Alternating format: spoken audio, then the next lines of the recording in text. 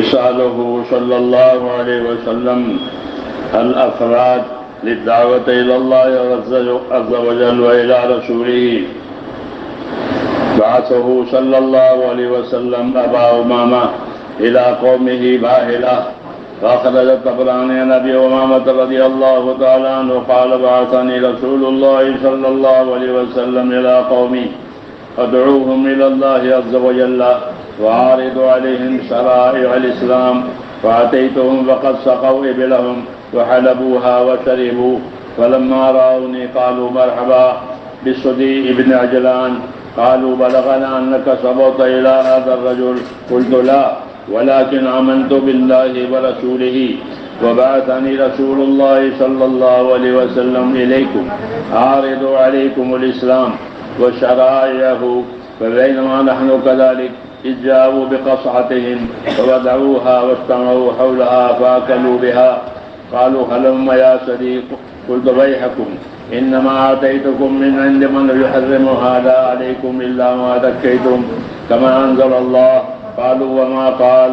قلت: نزلت هذه الآية: حرمت عليكم الميتة والدم ولحم الخنزير إلى آخره، وجعلت أدعوهم إلى الإسلام ويأبون. قلت لهم: ويحكم، ائتوني بشربة من ماء وإني شديد العطش. قال: وعلي إماما؟ قالوا: لا، ولكن ندعوك تموت عطشا. قال: فاعتممت وضربت براسي في العمامة ونمت في رمضان في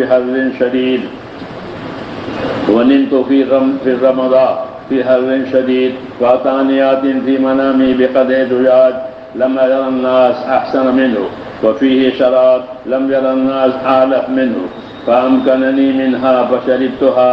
فحيث فرغت من شرابي استيقظت، ولا والله ما عطشت ولا عرفت عطشا بعد تلك الشربة. قال الهيثمي: وزاد في رواية: ثم قال لهم رجل منهم: أتاكم رجل من سرات قومكم فلم تضحكوه فأتوني بلبن، فقلت: لا حاجة لي به، وأريتهم بطني فأسلموا عن آخرهم.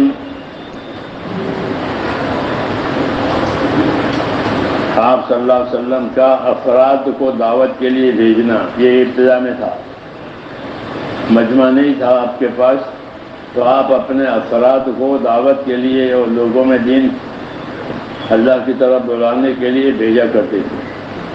تو ایک ایک صحابی اپنی جگہ پر دعوت دینے والا داعی ہوتا تھا. پھر دعوت میں کبھی اچھے حالات بھی آتے تھے، کبھی ناگوار حالات بھی آتے تھے، دونوں باتیں آتی تھی. یہ نہیں کہ ہماری طرح سے اب تو اکرام ہو گیا دعوت میں، یہ نہیں، دعوت میں دونوں بات ہوتے تھے. کبھی کوئی اکرام بھی ہو جاتا تھا اور کبھی مار بھی پڑتی تھی. ہاں، ناگوار حالات بھی آتے تھے، مدد بھی آتی تھی. ہاں، کام میں مدد بھی آتی تھی اللہ تعالیٰ کی غیب سے، وغیرہ باتیں ظاہر ہوتی تھی، اس سے ایمان میں ترقی ہوتی تھی. تو اس کے واقعات ہیں افراد. تو آج ذکر ہے ابو امامہ باہلی کا. ابو امامہ باہلی کہتے ہیں: مجھ کو آپ صلی اللہ علیہ وسلم نے میری قوم کے پاس بھیجا تاکہ میں ان کو اللہ کی طرف بلاؤں اور ان کے اوپر شریعت کے احکام پیش کروں. یہ دونوں بات کرتے تھے، ایمان کی دعوت بھی دیتے تھے اور ایمان کے احکام بھی بتاتے تھے، کیونکہ وہ علم و ذکر کے ساتھ دعوت کرتے تھے. ہماری طرح سے نہیں نکلو، جی ہاں، آگے گزا ہی نہیں. ان کے یہاں یہ تھا کہ وہ اسلام کی دعوت بھی دیتے تھے، پھر اسلام کے احکام بھی بتاتے تھے کہ بھائی تمہیں یہ کرنا ہے، یہ کرنا ہے، یہ سنت ہے. یہ دعوت تعلیم کے ساتھ، اس کو تعلیم کہتے ہیں، یعنی دین سکھانا. تعلیم کے معنی کتاب پڑھنا نہیں، دین سکھانا. یہ نبیوں کا کام ہوتا تھا کہ پہلے دعوت دیتے تھے، جب کوئی دعوت قبول کرتا تھا پھر اس کی تعلیم، یعنی اس کو سکھاؤ. تو یہ حضرات بھی یہی کرتے تھے کہ مجھ کو بھیجا ہے اللہ کے نبی نے آپ کے پاس تاکہ میں دعوت دوں اللہ کی طرف اور دین کے احکام بھی ان کو بتاؤں. جتنے حکم نازل ہوئے تھے اس وقت میں وہ بتاتے تھے. جب میں پہنچا تو وہ اپنے دھندوں میں تھے، اپنے اونٹوں کو پانی پلا رہے تھے، دودھ نکال رہے تھے، پی رہے تھے. جی ہاں، مجھ کو دیکھا تو میں چونکہ قوم کا تھا، انہوں نے مجھے مرحبا کہا کہ آؤ آؤ، میرا نام لے کر کے آؤ۔ پھر کہا ہم نے سنا ہے کہ تم تو ادھر چلے گئے ہو، جیسے ہمارے یہاں ہوتا ہے کہ تم تو ادھر چلے گئے ہو۔ یہ کون ہے؟ تم تو ادھر چلے گئے ہو۔ میں نے کہا نہیں نہیں، میں تو اللہ رسول پر ایمان لایا ہوں، ادھر ادھر کہاں جانا۔ یہ ہر زمانے میں یہ چلتی بلا کہ تم ادھر چلے گئے ہو۔ میں نے کہا نہیں نہیں، میں تو اللہ پر اس کے رسول پر ایمان لایا ہوں، اور دیکھو مجھ کو اللہ کے نبی نے تمہارے پاس بھیجا ہے، ہماری تو سیدھی بات ہے، اور تاکہ اس لیے بھیجا ہے کہ میں تمہارے سامنے اسلام کو پیش کروں اور اس کے احکام تم کو بتاؤں۔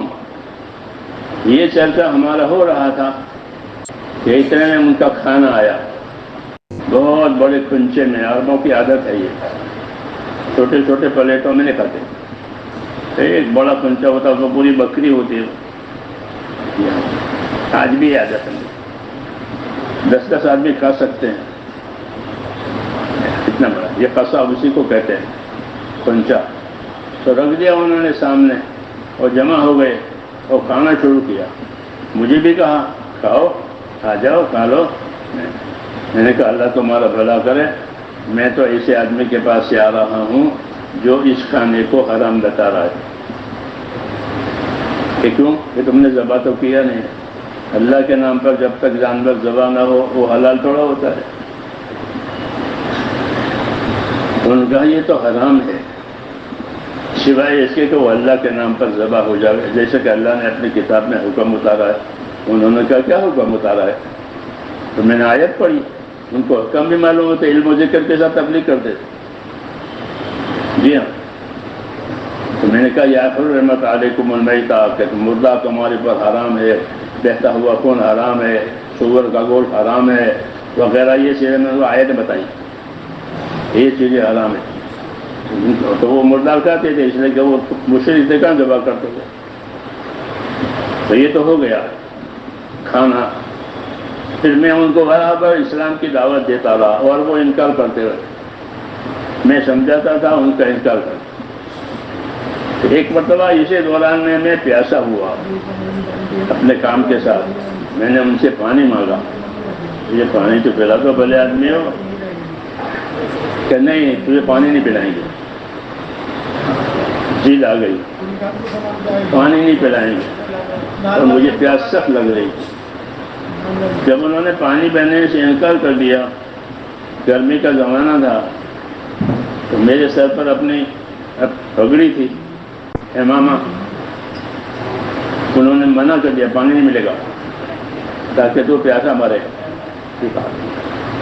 بڑی شدت، تو میں نے اپنی پگڑی کو باندھ دیا گرمی کی وجہ سے، اور گرمی میں سو گیا، جیسے رمضان میں سو جاتا ہے مسافر، سو گیا۔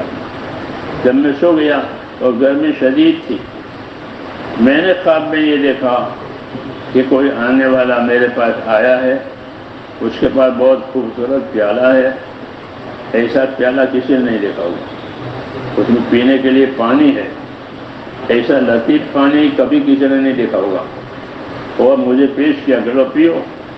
خواب میں خواب میں وہ پانی پی رہا ہوں، میں نے خواب میں وہ پانی پیا، اور جیسے میں اس پانی کے پینے سے فارغ ہوا کہ میری آنکھ کھل، بیدار ہو گیا میں۔ تو کہتے ہیں خدا کی قسم، اس پانی کے پینے کے بعد پوری عمر میں کبھی پیاسا ہوا ہی نہیں۔ کرامت کہتے ہیں، پوری عمر میں کبھی پیاسا ہوا ہی نہیں، اور میں نے کبھی پیاس محسوس کی ہی نہیں۔ یہ ہوا، یہ کام چلتا رہا۔ ایک آدمی انہوں کا کہیں باہر گیا ہوا تھا، ہماری قبیلے کا، قوم کا، وہ بھی آ گیا، انہوں نے یہ سارا دیکھا کہ اس کو اس طرح پریشان کر رکھا ہے، تو اس نے ان کو تنبیہ کی کہ تمہاری قوم کا ایک آدمی آتا ہے تو تم ان کے ساتھ یہ کام کرتے ہو، تو میں اسی کو خاطر بدل کرنا چاہیے، یہ اس نے کہا۔ تو پھر وہ میرے پاس دودھ لے آئے پینے کے لیے، پہلے تو پانی نہیں پلایا، اب دودھ لے کر آئے، میں نے کہا کہ اب مجھ کو دودھ کی بھی حاجت نہیں ہے اور پانی کی بھی حاجت نہیں ہے. تو میں نے اپنا پیٹ دکھا کے دیکھو میرا پیٹ بھرا ہوا ہے اور اپنا کام میں نے چالو رکھا یہاں تک کہ اللہ تعالیٰ نے ان کو اسلام کی توفیق دے دی اور آخر میں وہ سب اسلام لے آئے. یہ طریقہ تھا ان کا. جی ہاں اپنا کام بجا لاتے تھے چاہے کچھ ہو جاتا. جی ہاں تو پھر آخر میں اللہ تعالیٰ کی تائید ہوتی تھی. اللہم صلی وسلم وبارک علی سیدنا محمد النبی الأمی وعلی آلہ وصحبہ اجمعین. ربنا اننا آمنا فاغفر لنا ذنوبنا وقنا عذاب النار. اللهم اقبل بقلوبنا الى دينك واقبل بقلوب جميع المسلمين الى طاعتك. اللهم ان قلوبنا ونواسينا وجوارحنا بيدك لم تملكنا منها شيئا فاذا فعلت ذلك بنا فكن انت ولينا واهدنا الى سواء السبيل. اللهم كن انت ولينا واهدنا الى سواء السبيل. وصلى الله تعالى على